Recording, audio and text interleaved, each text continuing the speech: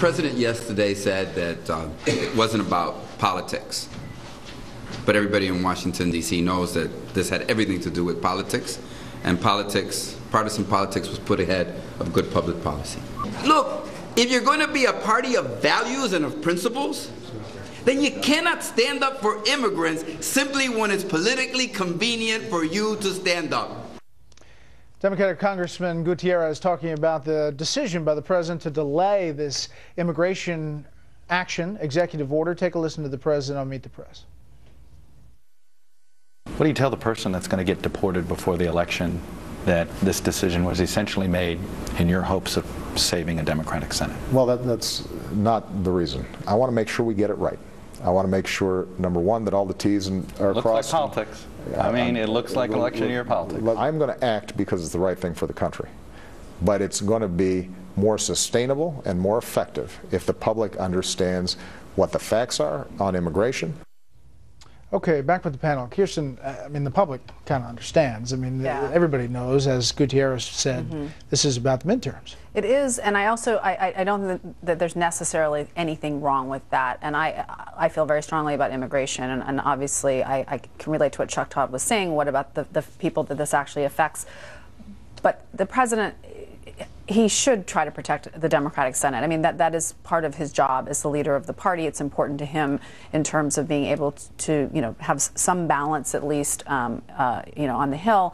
And so I don't think that there's anything necessarily wrong with it. And we're only really talking about a couple months anyway. And this really has become an issue in some key races where Democrats could potentially lose their seats over this. Democrats trying to hold on to seats in red-leaning states. The question is, Charles, how much does this now change that dynamic? I mean, Republicans are out saying, okay, he's delaying it. He's still going to do this unconstitutional move right after the election. So hold on, North Carolina, Arkansas, and wherever else. Right. It'll diminish the negative effect on Democrats because, as you say, any Republican will say, look, this is what's going on. He's going to hit you right after election. Now, on the other hand, if he did this now, if he did this executive order, which would be tremendously unconstitutional, apart from the policy implications, it would be a firestorm. It would be in the headlines all day. It would really energize the GOP base, and it would sink a whole bunch of Democratic senators. But to me, the real issue is the way he just lies about this, the same way he did about ISIS. He didn't call ISIS the JV team when he obviously did. In the middle of his sentence explaining this, which is ridiculous, he's saying, he actually interrupted himself to say to Chuck, he says, and I'm being honest now, Chuck. Well, whenever a politician interrupts a sentence to put that in, you know that what you are about to hear is a bald-faced lie. And he did it sort of, without flinching. You sort of have to tip your hat. It was interesting that he said that the politics had shifted because of the Central American influx of kids. He said that he was going to act before the end of the summer at a Rose Garden speech in which he was dealing with the Central American kids and how they were dealing with it. Yeah, sort of lies built on lies built on lies. Look, I mean, I think you have to give the president at least some credit for bringing Republicans and Democrats together.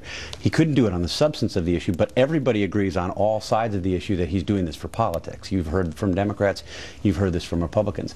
The interesting thing to me is that the White House line now is that the president wants to do something enduring and sustainable. That's the way that they phrase it today. So he's putting this off so that he can do this. He can sort of force this through after the election.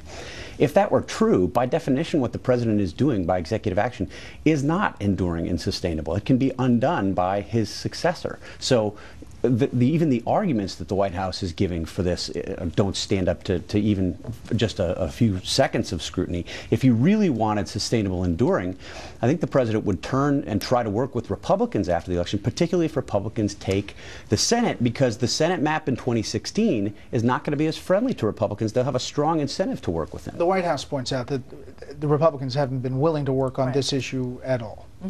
Right. Well, also, I mean, he could do it now and it would be sustainable and enduring as well, right? I mean, there's nothing that's really changing, and I think if he's going to do something, it's going to have to be an executive action, because I just don't agree that the Republicans are going to work with him.